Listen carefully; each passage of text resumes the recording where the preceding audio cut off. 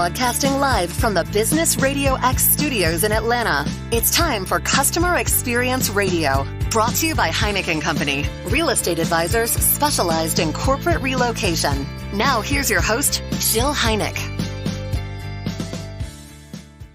Welcome to Customer Experience Radio, where top business leaders join me to share their success stories showcasing the customer experience as a legit business strategy.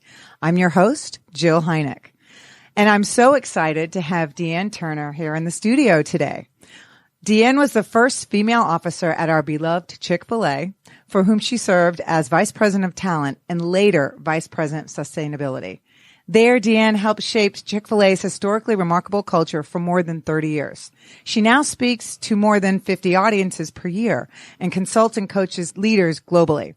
In Dee Ann's soon-to-be best-selling second book, Bet on Talent, How to Create a Remarkable Culture That Wins the Hearts of Customers, she shares her secrets on how to build, sustain, and grow a company culture that attracts extraordinary talent and constantly delights customers. Welcome, Dee Ann. Oh, thank you so much for having me here, Jill. It's a pleasure to be with you. I am so excited to see you, and I have listened to the book, I have read the book, I have marked the book, I have made notes all over the book, and it really resonates a lot with me, and the whole idea behind surprising and delighting your customer and creating raving fans. I just absolutely love that concept. But first, before we delve into it, give us a little bit of background. I think your story is fascinating on how you rose through the ranks in Chick-fil-A, and just give us a little bit about that. Sure. Well, of course, you gave my bio, but I did spend 33 years at Chick-fil-A. I started there as an hourly administrator, and I had some great opportunities to learn from some great leaders and a couple who took interest in me, mentored me, championed me through the organization. And I really found that my path was to help others find their path. I started out with a marketing background. I was working for an advertising firm for a very brief period of time before I came to Chick-fil-A, and that was really my passion.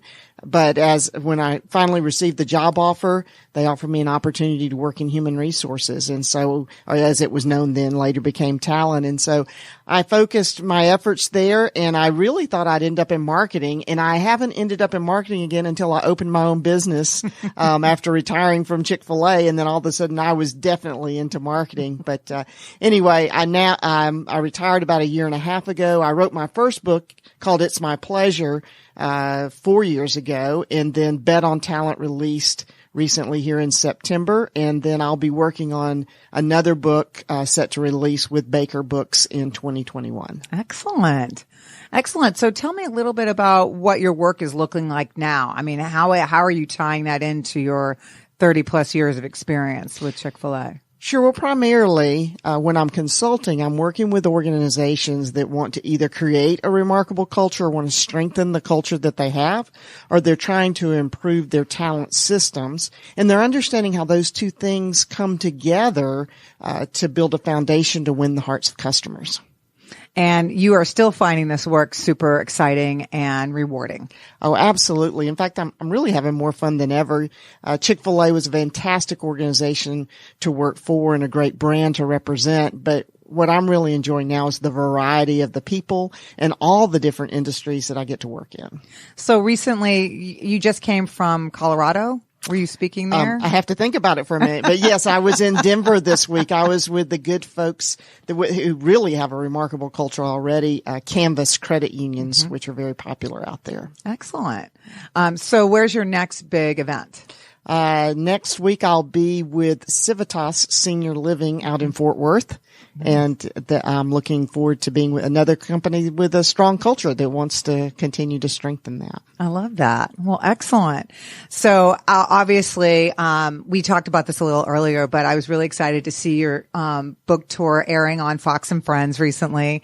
And then you were also on Barney and Company. That's right. For a second. Yeah. Do you have any other TV spots planned right now? Nothing's lined up. It just usually comes together as I visit, different spots, but nothing on the horizon as of today. Well, it looks like the book tour is going well. I think it's going well. The book has done very, very well, and I'm having fun, and I love meeting people and hearing their stories and signing their books. So it's been a lot of fun. I'm so glad.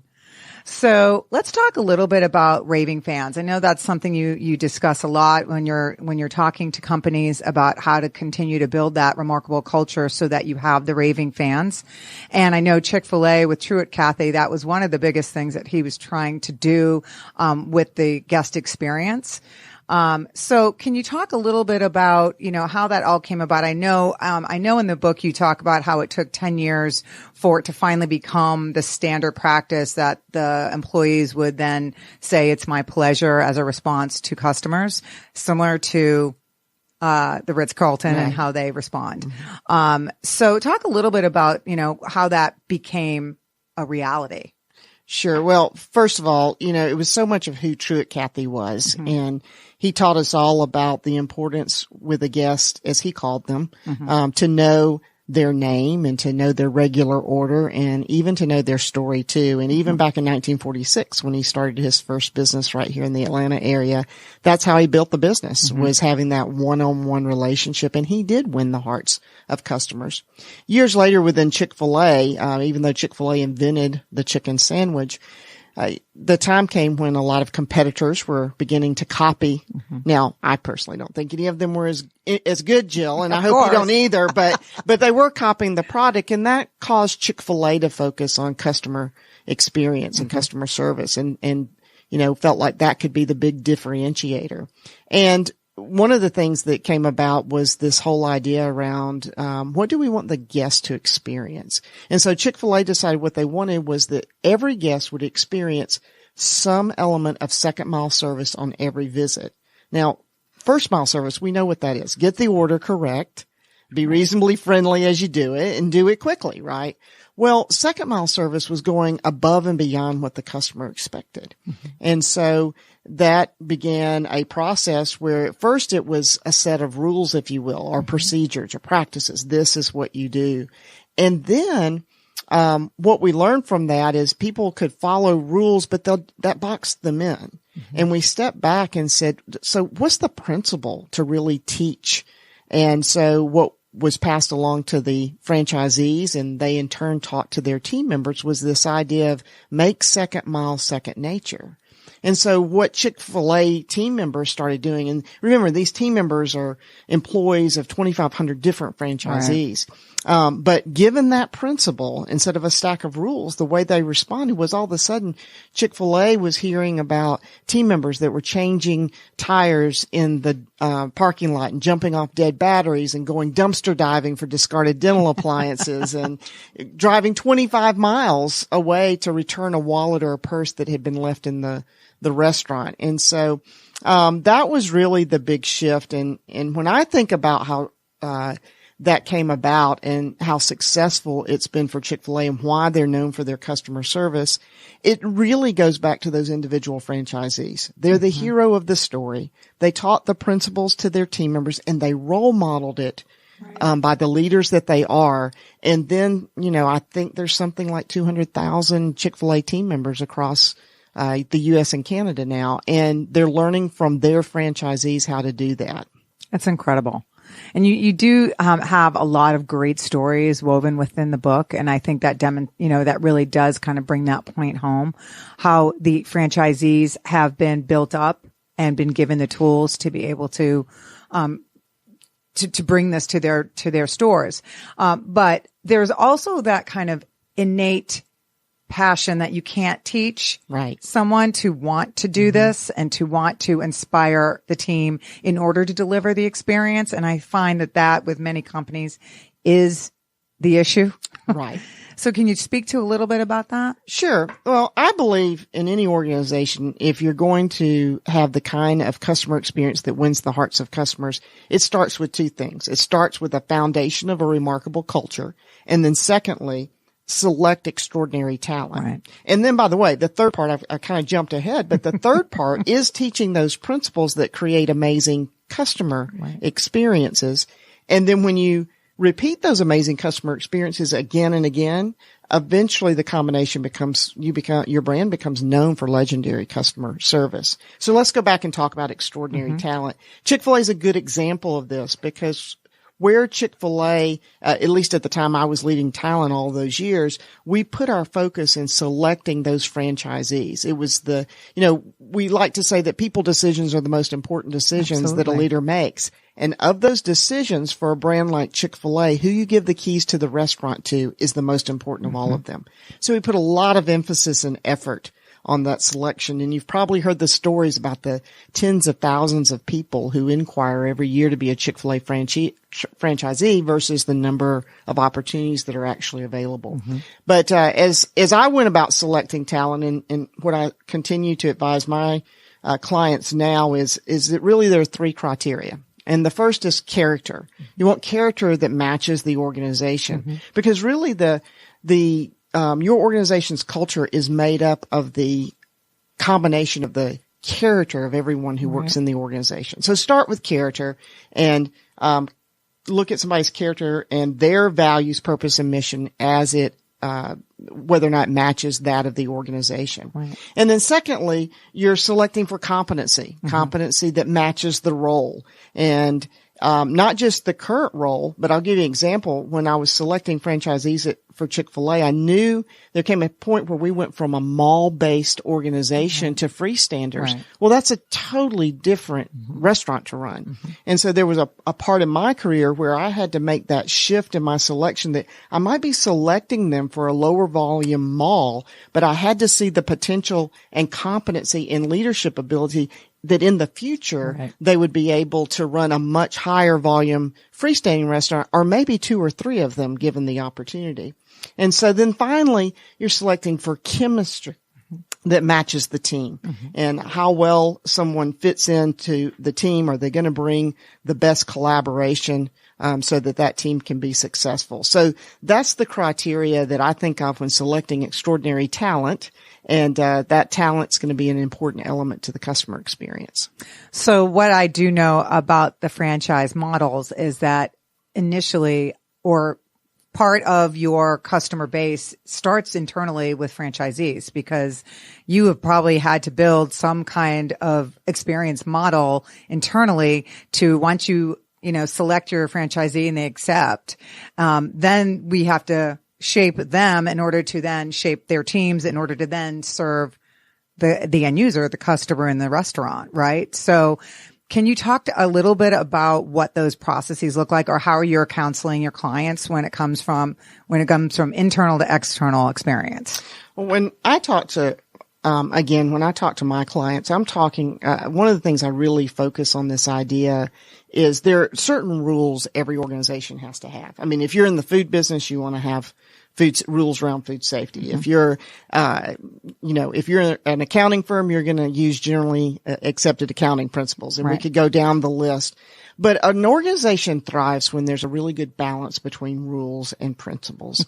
And so when I talk with organizations about this idea of customer experience, I do talk about how important talent is. And for instance, one of the things that I say is, when I think about even my experience as a customer, the difference between an amazing customer experience and a poor customer experience is usually just an employee that cares. Right. One employee often that cares. Absolutely. And so start with who you're selecting and then teach them principles. Things like treat others the way you would want to be treated. I used to talk about that, even in my work in the talent area, when we would interview candidates, I mean, it was important they had a good candidate experience because they were also customers, right? And we didn't want, pun intended, we didn't want them to leave with a bad taste in their mouth for Chick-fil-A. And so it was really, so one of the things, and candidate experience can be a negative experience. And so one of the things we used to talk a lot about is let's treat these candidates the way we would want our son or daughter or our husband or wife or our mother or father treated in the process. I think, and I talk to my organizations that I consult, I talk about treat those employees the way you want those special people treated in your life. And that's how they'll treat the customer. And so a lot of the work I do is so much more around principles than process and procedures.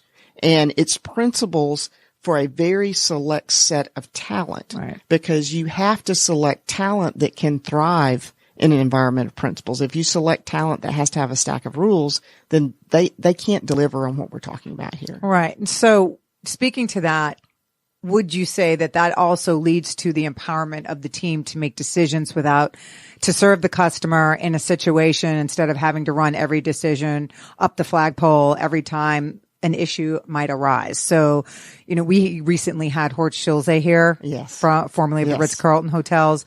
And, he was also on his book tour that launched in March. Mm-hmm. And one of the stories he told us was about, a front desk reception employee who was, because he instilled a $2,000, they had a $2,000 budget, let's call it, mm-hmm. that anybody can use in the organization if it means this is to assist and give this guest the best experience they possibly could. And apparently this particular employee got on a plane and brought the laptop left at the hotel to the hotel that this guest was at then. And I think it was 2,000 miles away. Right. And that is how she chose to spend her budget to please the customer. Mm-hmm. And so, I think that is an empowerment example in order to deliver, a delight experience. So can you speak to something like that? I love Horst Schulze's stories about the Ritz-Carlton, and I'm a huge fan of their brand myself. I love that ladies and gentlemen serve ladies and gentlemen there, and I always feel that way. And it reminds me of a similar story at Chick-fil-A. It didn't cost that much money, but it was the empowerment of a particular team member. And this happened back in 2017. In Houston, Texas. Mike Ludwig is the franchisee. He had a team member by the name of Jeff Urban who was in the restaurant one day thawing chicken to, back up. It was during Hurricane Harvey. Mm. And, so, if you remember, just a tremendous storm, 6 days long, mm-hmm.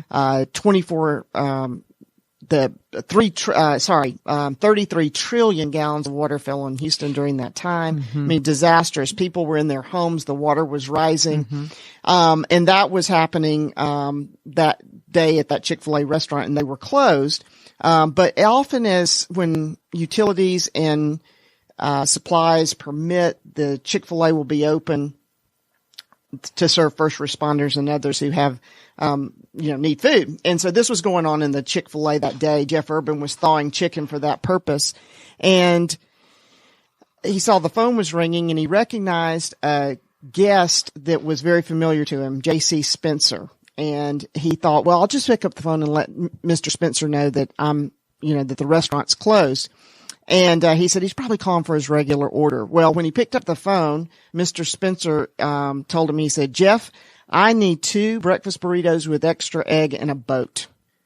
And he went on to explain that they were trapped in their home, and they had called 911, and they had called the local police, and nobody could help them, so he decided to call Chick-fil-A for help. I mean, is that even logical?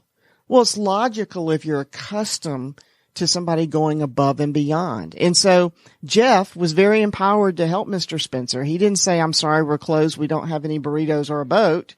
Instead, he called his human resources director, not to ask permission, but because he knew Cindy's husband had a boat.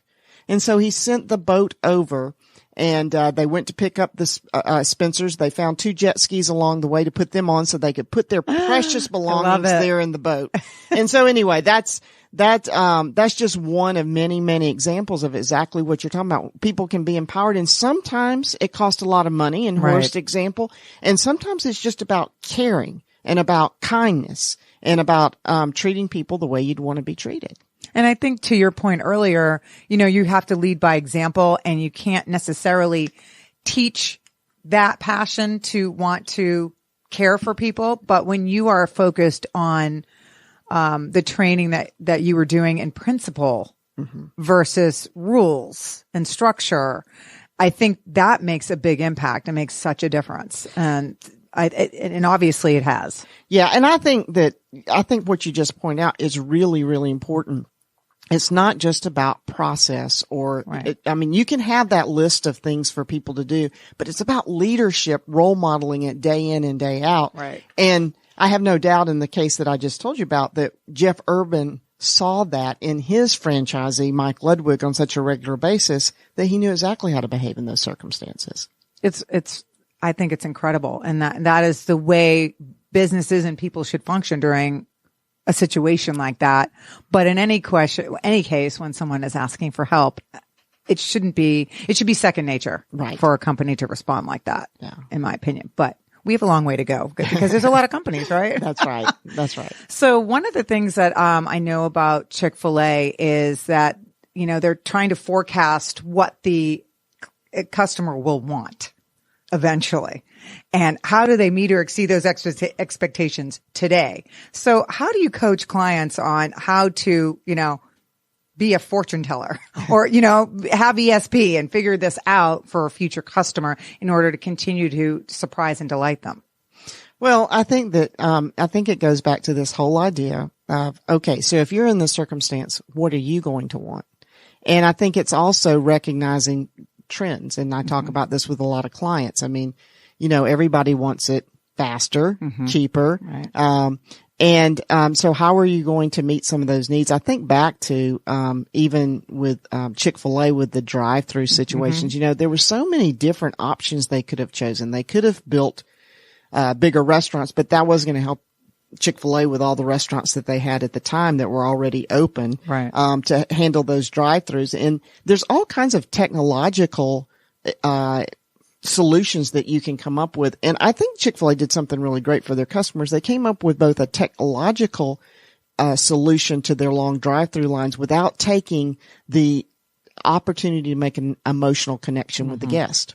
And so if you're familiar, when you go to a Chick-fil-A drive-through and a lot of these franchisees, when the restaurants are open, you'll see people out there with an iPad. Right. And they're, taking orders, but they're also connecting with the customer. Right. You could put a kiosk up and they could go in and they could put their order in themselves. But then you lose that personal touch, which differentiates the customer experience. I don't think that, in anything we do, I mean, when you think about all the automation that's going on from, self-driving cars to whatever, I don't think you can have excellent customer experience without a personal touch. So regardless of all the automation we do, we have to find ways to keep the personal touch in it to have an outstanding experience, because it's the judgment of an individual that creates that incredible customer experience.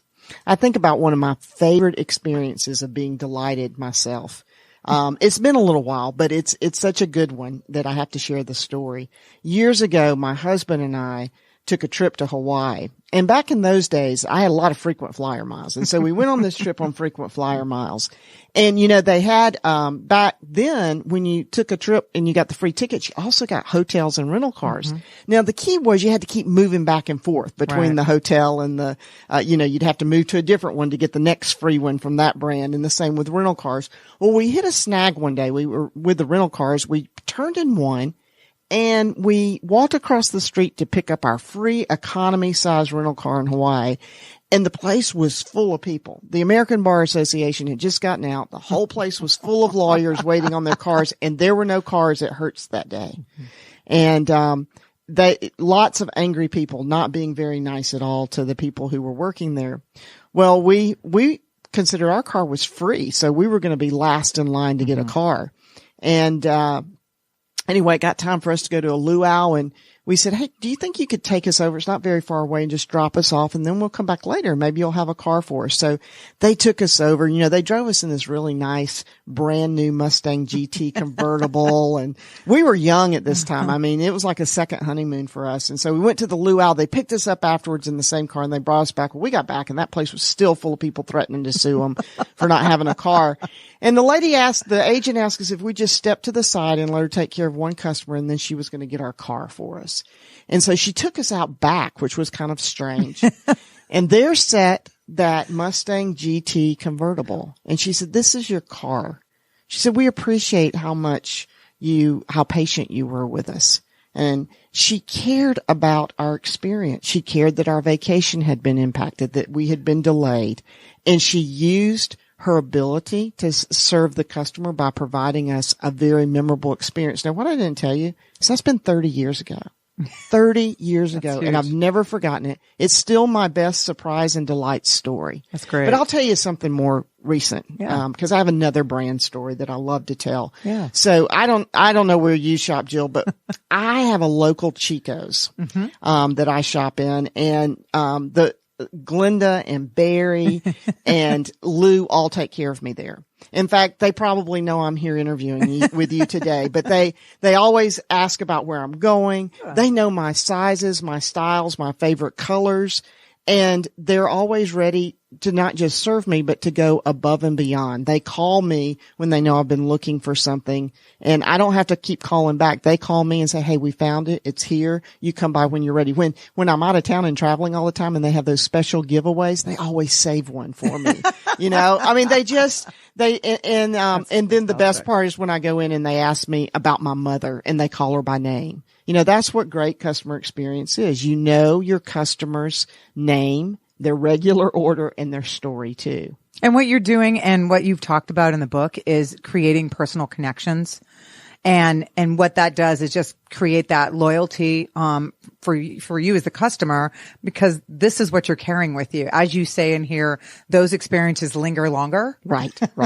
or remain longer with Yes. us when you have these positive experiences. And, are you hearing, like, when you're, working with or coaching and doing workshops, are you hearing what are the obstacles that your clients are coming up against that they're asking for help with to try to get to this point? Well, of course, the biggest issue right now is the reality of a full employment economy. This is just very, very difficult it's hard enough just to get somebody there, much less, to exceed customer expectations. So that's what most people are dealing with right now.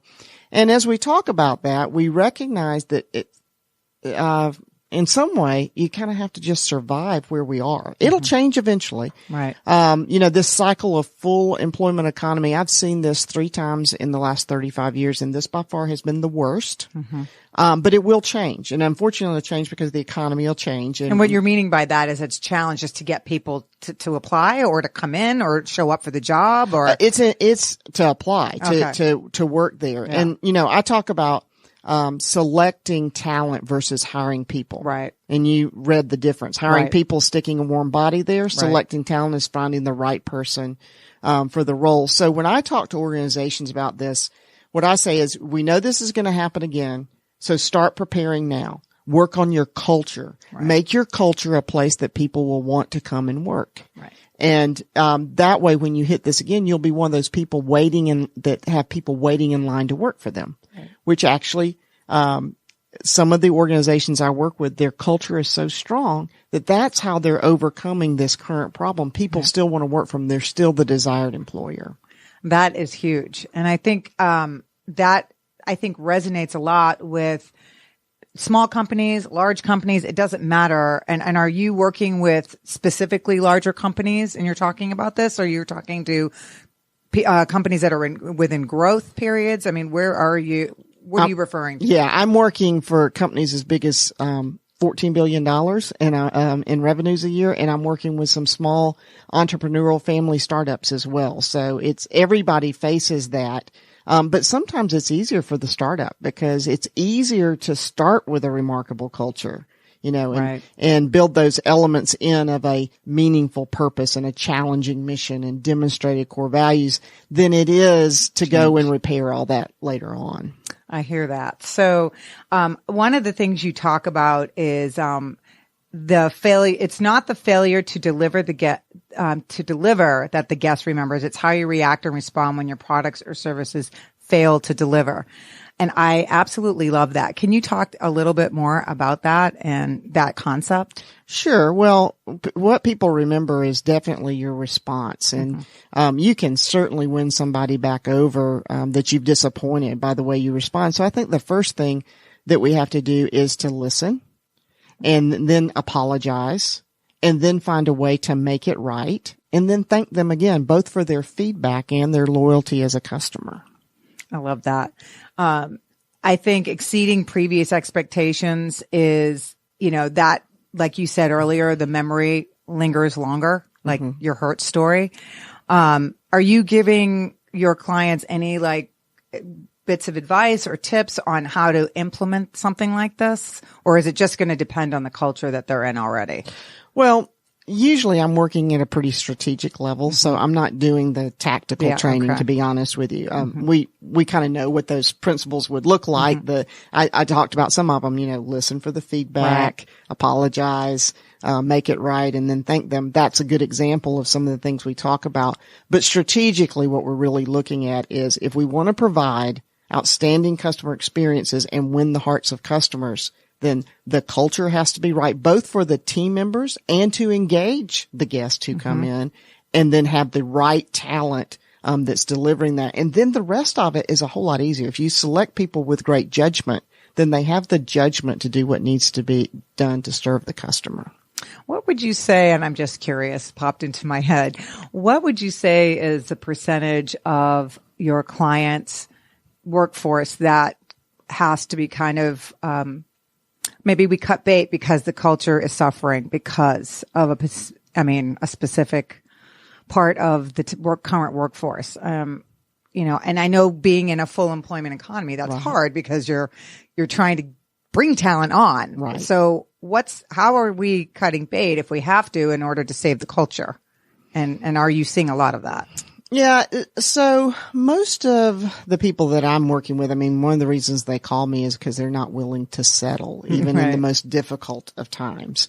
And so, they're trying to, continue to move forward. They recognize that there's some hindrances in the economy, and in this full employment situation that are holding them back. But that doesn't mean they're willing to compromise. They're just recognizing they have to work harder and bring in more resources to do that. Got it. So what would you tell companies, or a word of advice on how they can leverage talent to deliver these great experiences? Is there a strategy that they can employ that would be something they could take back today and talk to their teams about on how to leverage their talent for a great customer experience or an end user experience? Well, Jill, there's so many things we could talk about. I've had one insight over the last few months that I'll share with you that might be a takeaway for your audience. It's not like the big overall strategy, but it's just one idea. We'll take what we can get that they might walk away with. And I get asked this question a lot: is the customer always right? I don't think so.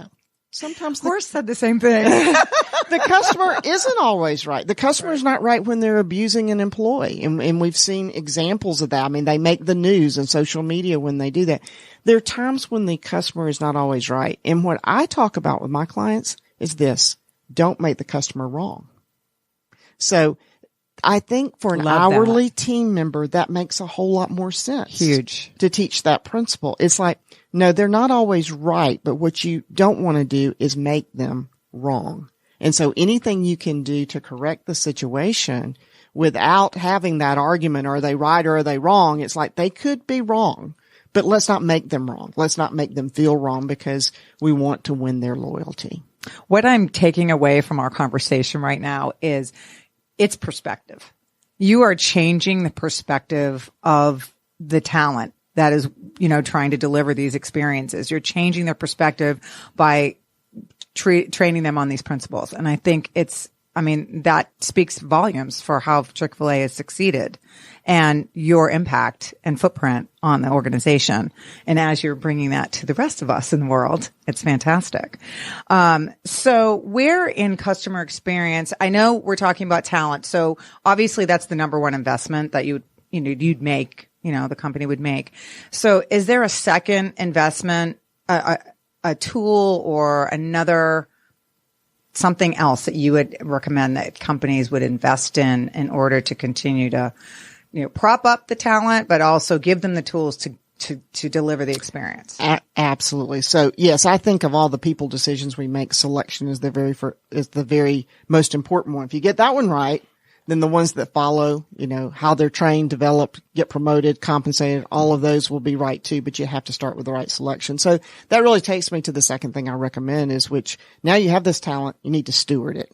And so, having opportunities, for them to develop as a team. I'm thinking about hourly type employees right now, which, is a lot of where the struggle is. And that really is the person who's serving the customer. So how do you keep them motivated? And part of that is they need that opportunity for constant development. So that can look all kinds of different ways, whether an organization is bringing in somebody to train them further in customer service, or they're, one of the things that I loved at Chick-fil-A among our staff is that we had an opportunity. Every single staff member, regardless of what your role was, you could be the most senior person in the organization, or you could be an hourly employee within the organization.